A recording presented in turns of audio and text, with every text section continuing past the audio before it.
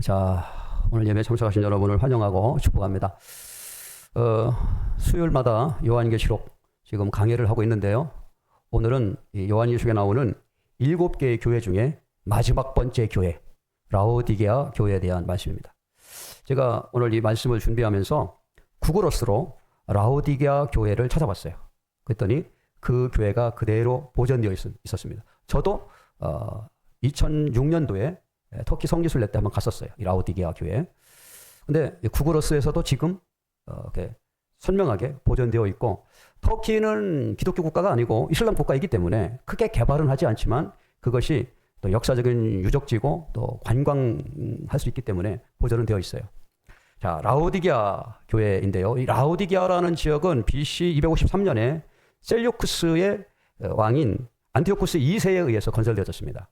우리가 세계 역사를 보면은 페르시아 제국을 넘어서 헬라 제국이 이제 등장하지 않습니까? 헬라 제국에 알렉산더 대왕이 이제 세계를 제파하고, 알렉산더가 33살에 바벨론에서 죽죠.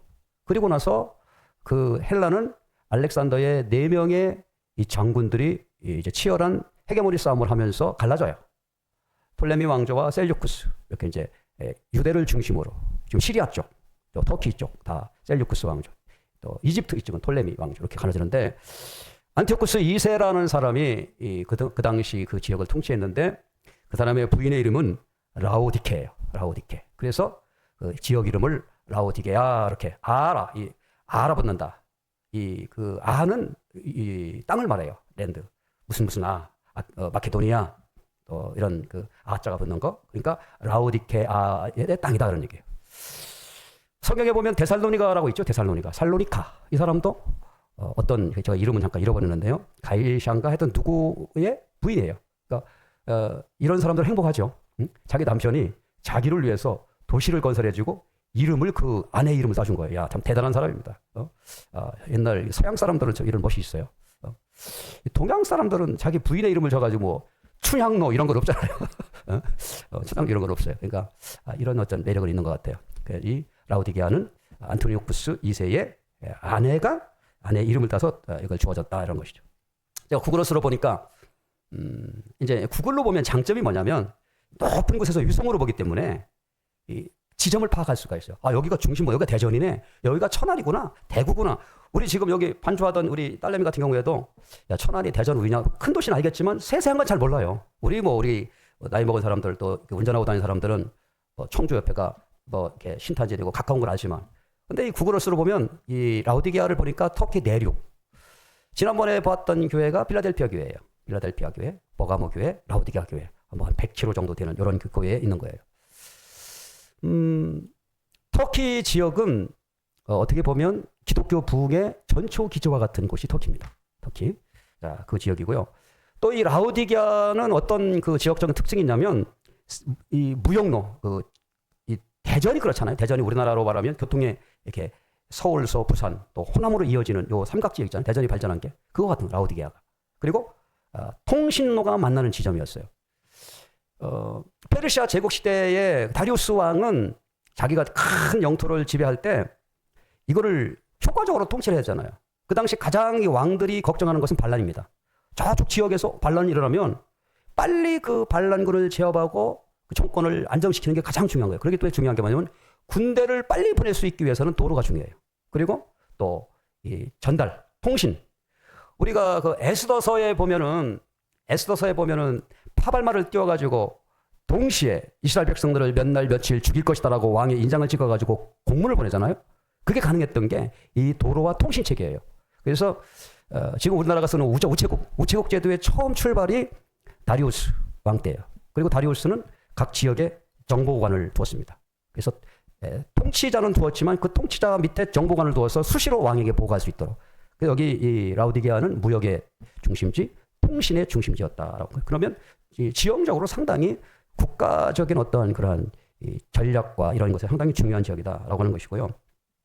또 라오디게아는 경제적으로 상당히 번영한 도시였습니다. 제가 그 구글어스에도 보니까 그 고대 로마 제국 시대에는 유명한 그 극장터가 있어요. 지금도 에페소, 이즈미르 지역에 가면 극장이 있습니다. 극장. 땅을 깊게 파가지고 계단식으로 해서 우리나라 마치 야구 경기장 같이 그렇게 만들어놨어요. 그게 2개 정도 있었고요. 실내 경기장도 있었고 목욕탕도 있었다라고 하는 거죠. 이 라오디게아 지역에는 또 이 경제적으로 부흥할 수 있었던 것이 뭐냐면 프리지아 분말이라고 하는 이런 것이 생산이 되었는데 이게 눈에 아주 좋답니다. 눈치로 하는데. 그래서 이 안약 개발에도 통해서 상당히 그거에 대한 경제적인 이득이 많이 있었다는 거예요. 자, 그래서 AD 6세기경에 터키 지역에 큰 지진이 일어났습니다. 그쪽 지역에 터키 지역이 지진이 많이 일어나요. 터키 그쪽 지역. 그런데 필라델피아 또 사대 이런 지역들은 그 옛날 대부분 보면 그 신전들이 대부분 엄청난 큰 기둥으로 지어지거든요. 신전들이. 그런데 이것이 그 당시에 무슨 내진 설계를 하고 진 게 아니기 때문에 한번 흔들리면 기둥이 딱딱 부러지는 거예요. 우리가 그 필라델피아 교회에도 보면 내가 너희들이 아주 작은 그런 능력을 가지고 너 믿음을 지켰으니 내가 너희를 성전의 기둥으로 삼겠다 이렇게 얘기했거든요. 그게 무슨 얘기냐면 아무리 큰 기둥이라도 지진이 나면 막 무너진다는 거예요. 그런데 하나님 나라의 기둥처럼 너희를 삼겠다는 그런 은혜적인 표현인데 이 필라델피아 지역, 이 라오디게아 지역에는 AD 6세기경에 큰 지진이 났을 때도 로마 정부로부터 도움을 받지 아니하고 자체적으로 도시를 다시 재건했던 그 정도로 경제적으로 풍요했던 지역이라는 거예요. 자, 종교적으로는 그럼 어떤 배경을 갖고 있느냐? 이 라오디게아 지역은 토착 종교가 있어요. 원래 우리나라도 기독교가 들어오기 전, 뭐 다른 종교가 들어오기 전에 그 지역이 갖고 있는 토착 종교가 있거든요. 샤머니즘이 있어요. 그런데 로마가 이제 지배를 하다 보니까 로마의 종교를 가지고 오는데 특별히 그 당시 로마의 어떤 그 신전이라고 하면 제우스 신, 뭐 이런 또 황제 숭배신 이런 게 있는데 제우스 신이 라오디게아에 왔는데 이것이 그 당시 토착 종교와 믹서가 돼버리는 거예요. 토착화가 된 거죠, 그게. 그래서 이제 그런 것들을 섬기고 있는 거죠. 자, 거기에 교회가 생긴 거예요. 예수 믿는 사람들이 생긴 겁니다. 근데 이 서아시아의 7교회를 쭉 이렇게 하나하나 읽어가고 있는데 라오디게아 교회는 칭찬이 없어요. 다른 교회들은 칭찬이 있고 필라델피아 교회는 칭찬만 있고 다른 교회들은 칭찬도 있고 책망도 있고 그런데 라오디게아 교회는 칭찬이 없어요. 책망만 있습니다. 왜 그런가라고 하는 것을 오늘 보게 될 텐데요. 자, 읽어가면서 보겠어요. 3장 14절 라오디게아 교회의 사자에게 편지하라. 사자라고 하는 것은 그 지역 목회자에게 편지하라. 그 편지하라고 이렇게 지금 말하는 거예요. 아멘이시오 충성되고 참된 증인이시오 하나님의 창조의 근본이시간 이르시되 이 편지하라고 하는 이 발신자가 누구냐를 설명하는 거예요. 지금 이것을 지금 받아 쓰는 사람은 사도 요한인 겁니다. 사도 요한이 듣는 거예요. 누구로부터? 예수님으로부터. 그런데 예수님은 누구로 소개하느냐? 라오디게아 교회에 아멘이신 분이다. 아멘이신 분이다. 라고 얘기해요. 아멘. 이 아멘이라는 것은 뭐 이제 우리 여러 가지 말을 할 수 있겠는데 여기서 말하는 배경은 이사야 65장에 나와 있는 새로운 창조, 새로운 질서를 세워가는 그 하나님에 대한 말이에요. 자, 그 부분 잠깐 읽어드릴게요. 이러므로 땅에서 자기를 위하여 복음을 구하는 자는 진리의 하나님을 향하여 복을 구할 것이요. 그래서 진리의 하나님이라고 할 때 이 진리의 할 때 이것을 아멘이시오 이렇게 같이 번역할 수 있는 거예요. 그러니까 여기 말하면 진리의 하나님이신 충성되고 참된 증인이시오 하나님의 창조의 근본이시니가 말한다. 그러니까 예수님을 소개할 때 진리의 하나님이시다. 두 번째는 창조 때 하나님과 함께 하셨던 분이다. 그렇게 설명하는 거예요. 그러니까 이 라오디게아에 보내는 편지를 쓰라고 하는 그 발신자의 무게감이 어느 정도 느껴지는 거죠. 제가 여러분들한테 여러분 얼마나 장례 모셔나고 수고를 많이 하셨어요 이렇게 보내는 거 하고 무슨 시장에 보내는 거 다른 거예요. 급이 틀려요. 급이. 하나님이 이렇게 말씀하신다는 거 달라요. 자, 그러면서 15절 내가 내 행위를 아노니 내가 차지도 아니하고 뜨겁지도 아니하도다. 내가 차든지 뜨겁든지 하기를 원하노라. 여기서 보면 내 행위를 안다고 할 때 대부분 칭찬할 때 이런 말 했어요.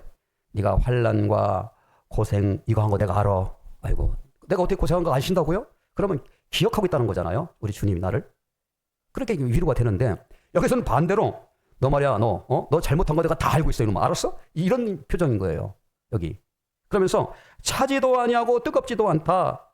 그러니까 지금 책망의 그 원인은 차지도 않다, 뜨겁지도 않다 이런 얘기예요. 그럼 무슨 얘기일까요? 이거는 태도가 늘 애매해 이런 얘기예요. 이 라오디게아 교회는 예수 믿는 신앙의 입장이 분명하지 않아요. 자기 정체성이 없어요. 아이덴티티가 없는 거예요. 여기는. 그러면 왜 라오디게아 교회는 이런 일이 생겼을까라고 하는 것입니다. 그것은 영적인 열정이 없는 거예요. 아까 말한 것처럼 라오디게아 교회는 번영한 도시고 잘 사는 동네예요. 잘 사는 동네는 생태적으로 이런 부분이 약할 수밖에 없어요. 대부분 세계적으로도 많은 어떤 새로운 문화와 새로운 학문과 이런 것들이 나타나는 데는 대부분 목마른 사람들이 많아요. 과학자들도 마찬가지고 사상가들도 마찬가지. 여기는 별로 부족한 게 없어요. 잘 사는 동네예요. 걱정이 별로 없어요. 그리고 라오디게아 교회는 말뿐이야. 행동으로 절대로 옮기질 않아. 기계적인 예배, 형식적인 신앙인의 삶의 열매가 없어요. 4대 교회와 같이 막 우상이 득실득실한 곳에서 믿음을 지키는 열정도 없고, 빌라델피아 교회 같이 아주 찢어지게 가난함에도 불구하고 신앙 때문에 모든 것을 포기할 만한 결단도 없고, 또 에베소의 교회와 같이 이단들을 물리치는 영적인 싸움도 없고, 되는 대로 이리 끌리 저리 끌리 왔다 갔다 하는 그런 교회가 라오디게아 교회라. 미지근한 상태다 이런 얘기죠. 자, 16절. 내가 이같이 미지근하여 뜨겁지도 아니하고 차지도 아니하니 내 입에서 너를 토하여 버리리라. 와, 이건 상당히 모욕이에요. 이 편지를 받는 사람들은. 사실 라오디게아 교회 사람들이 이 편지를 받고요, 얼마나 두려워했을까 생각하는 거예요. 예수님이 하신 이 편지, 그 당시는 이 두루마리로 편지를 이렇게 전달해 주는 거거든요. 전달해서 읽어줘요, 예배 시간에. 근데 주님이 이런 말씀하셨다, 요한을 통해서. 이건 정말 하늘이 노래질 정도의 큰 사건이에요. 자, 여기 보면은 미지근하여 뜨겁지도 아니했다 그러면 이게 무슨 얘기냐면, 라오디게아 교회를 중심으로 저 위에 히에로폴리스라고 하는 동네가 있어요. 골로새라고 하는 동네가 있어요. 골로새에서는 물이 막 차고 와가지고 그 물 한 잔이라도 먹으면 시원한 냉수 같이 느껴지는 거예요. 히에라폴리스는 온천수가 나오기 때문에 손을 닿으면 뜨거워 하는 거야. 그런데 문제는 뭐냐면, 골로새 교에서 나오는 물과 히에라폴리스 나오는 물이 오랜 그 거리, 먼 거리를 거쳐서 라오디게아까지 올 때 되면 물이 다 식어버려. 그래서 미지근해. 그래서 그걸 먹어보면 그 유황도 있고 여러 가지 냄새가 또 안 좋아서 토할 것 같다는 거예요. 지금 라오디게아에 있는 영적인 상태 그대로를 그 지역에 있는 시냇가에서 흐르는 물 수온과 비춰서 이렇게 설명하고 있는 거예요. 자, 그러면서 17절에 이렇게 얘기합니다. 네가 말하기를 나는 부자라 부유하여 부족한 것이 없다 하나 네 곤고한 것과 가련한 것과 가난한 것과 눈먼 것과 벌거벗은 것을 알지 못하는 도다. 그렇죠. 이게 가장 큰 문제예요. 이게 가장 큰 문제.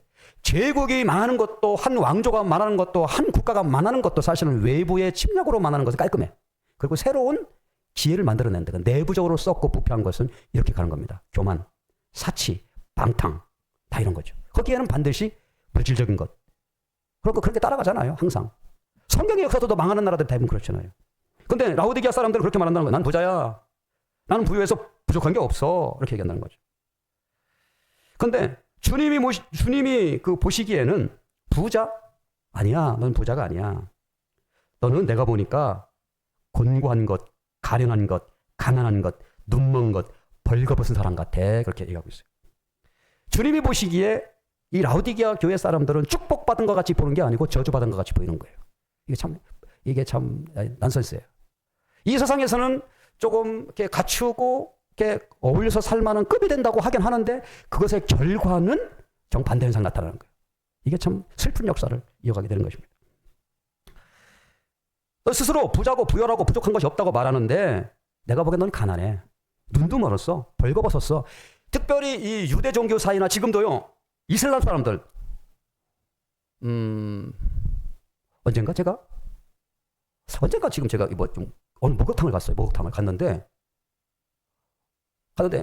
이 대부분 다 목욕탕 가면 속옷을 입잖아요. 아주 벗잖아요. 근데 거기는 입고 있어요. 남자들인데. 쟤들은 왜 그래? 그랬더니 보니까 전부 다 이슬람 애들이에요. 이슬람 애들은 목욕탕 안에서도 속옷 안 벗습니다. 팬티는 꼭 입어요. 왜 그러냐면 걔네들의 습성이에요. 옷을 벗는 것을 극도로 싫어합니다. 그리고 그걸 수치로 여기는 문화가 있어요. 근데 주님이 보시기에 라오디게아 교회는 벌거벗은 사람과 같은 거예요. 근데 이 사람들은 눈이 멀어서 그게 수치인지도 뭔지도 몰라, 지금. 주님이 보기에 불쌍한 거예요. 그래서 이것은 축복이 아니다 라고 하면서 이렇게 얘기해요. 자, 18절. 그래서 내가 하는 말인데, 내가 너를 권하노니, 내가 말하는데 내게서 불로 연단한 금을 사라. 여기 18절에는 사라는 말이 3개가 나와요. 불로 연단한 금을 사라. 그렇게 얘기해요. 금을 사라. 금 사가지고 무슨 골드바 사서 무슨 금값 오를 때 팔아라, 그 소리가 아니고 영적인 의미가 있는 거예요. 불로 연단한 금이라는 말은, 순금은 불순물이 없어야 되는 거예요. 불순물. 그러니까 지금 주님이 보시기에 라오디게아 교회 교인들은 영적인 무지와 심각한 자기 착각 속에 살고 있는 현실을 보여주는 거예요. 영적인 각성과 예수 그리스도의 말씀을 통해서 지금 현실을 판단을 잘못하고 있는 이것을 너희들이 새롭게 해라. 그렇게 얘기하는 것입니다. 금을 사라. 마음과 생각을 다시 리셋해라. 다시 새롭게 해라. 그리고 또 흰옷을 사서 입어서 벌거벗은 수치를 보이지 않게 하라. 그 당시에 이 사람들은 대부분 이 옷 자체가 뭐 하얀색 옷보다는 이렇게 검정색, 좀 약간 어두운 그런 색들을 많이 하잖아요. 그런데 주님이 이렇게 말씀하신 거예요. 흰옷을 사라. 정결하게 되어라. 응?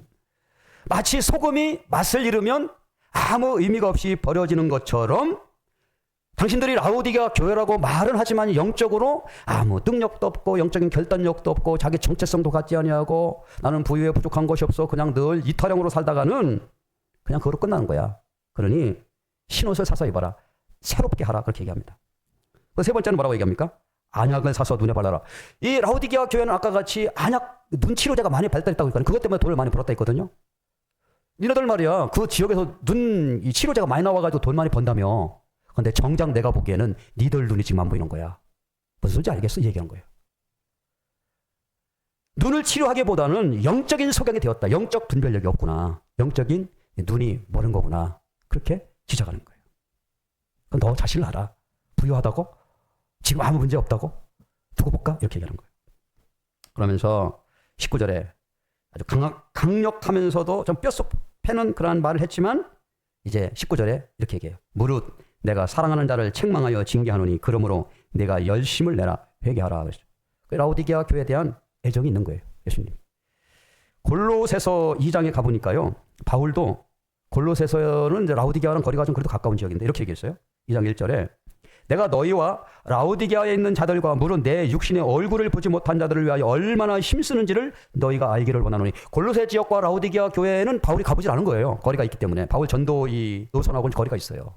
가보질 않았지만 편지를 쓴 거예요. 나 골로새 교회다 너희들 보고 싶어. 또 그 옆에 있는 라오디게아 나도 보고 싶어. 내 육신의 얼굴 당신들을 보지 못했지만 내가 당신들 정말 얼마나 보기를 원하는지 정말 나는 그런 마음이 있다. 이렇게 얘기하는 거예요. 라오디게아 교회는 실상 바울도 라오디게아 교회에 대한 애정이 강한 거고요. 예수님 역시도 라오디게아에 대한 애정이 상당히 강한 거예요. 그러면서 20절에 지금 채찍을 줬잖아요. 채찍을 줬어요. 책망을 했어요. 20절에 당근을 주는 겁니다. 20절 볼지어다. 내가 문 밖에 서서 두드리노니 누구든지 내 음성을 듣고 문을 열면 내가 그에게로 들어가 그와 더불어 먹고 그는 나와 더불어 먹으리라. 부부싸움을 세게 했어요. 내가 이놈의 집구석 내가 들어오긴 하나 보라고 확 뛰어나갔어요. 몇 시간 만에 문 앞에 있는 거예요. 그러면 어떻게 돼? 그래도 두드려. 나왔어! 이 소리잖아. 나왔어. 그럼 무슨 소리야? 문 열어라고! 이 소리란 말이에요. 왜? 집구석 이렇다며 안 들어온다며 두드리는 거예요. 그러면 애정인 거예요. 그게 애정. 우리 주님도 그런 말씀 하시는 거예요. 볼지어다 내가 문 밖에 서서 두드린다. 라오디게아 교회를 향해 두드리는 거예요. 지금 계속. 그리고 내 음성을 듣고 문을 열면 내가 그에게로 들어가 그와 더불어 먹고 그는 나와 더불어 먹으리라. 이게 무슨 얘기예요? 잔치한다는 얘기예요. 잔치.